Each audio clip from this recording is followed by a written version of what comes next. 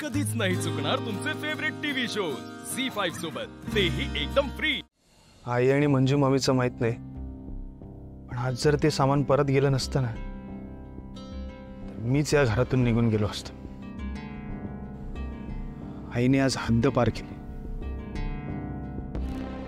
श्रीनिवास, अरे कांता काका आणि बंधू काकांनी या सगळ्या गोष्टी ॲक्सेप्ट केल्या नाही, हा त्यांचा डिसिजन आहे। पण मंजू काकी आणि लाली आत्याला जर ह्या बेसिक गोष्टी घरात गरजेच्या असं वाटत असेल तर त्यातही काही चुकीचं नाही आहे ना।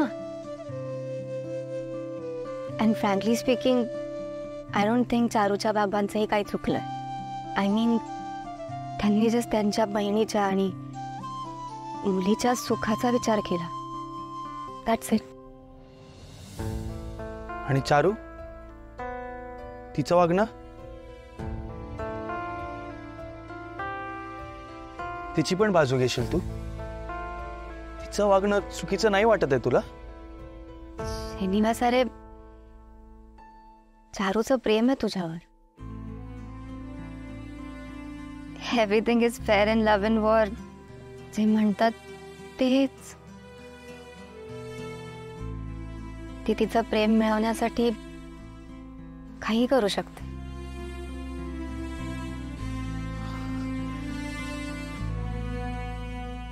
मला कळत नाही ओवी, एकाच परिस्थितीत तुला सगळे कसे बरोबर वाटू शकतात? सगळ्या आपापल्या जागी त्यांच्या परीने बरोबर आहे श्रीनिवास। आता तुझंच घे ना, तू घराच्या बाहेर तुझी एक वेगळी चूल तयार केली। फॉर यू तू बरोबरच होतास ना। मला अजूनही तसंच वाटतंय,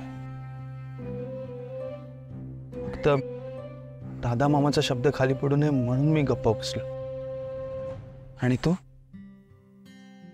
तुझं काय? एकीकडे माझ्याशी लग्न करणार नाही असं म्हणतेस आणि तरीही तू तुझ्या बाबांबरोबर गेली नाहीस, इथेच राहतेस मांगरात, ऍडजस्ट करून राहतेस। तुझं वागणं सुद्धा तुला बरोबरच वाटत असेल ना, हो ना?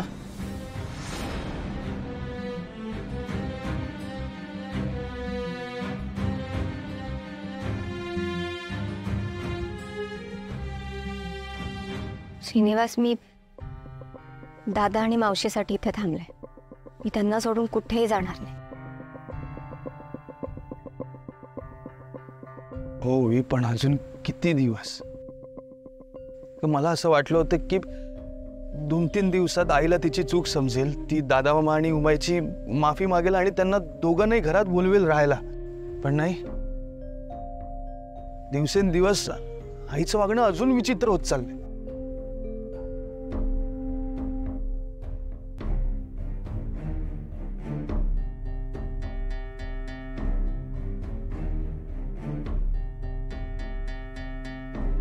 श्रीनिवास, डोंट वरी, सगळं सॉर्ट होईल। आणि हे बघ, आपण आपल्या बाजूने प्रयत्न करत राहायचंय, मी करणार आहे। झी5 ॲप डाउनलोड करा आणि पहा सर्व एपिसोड्स एकदम फ्री।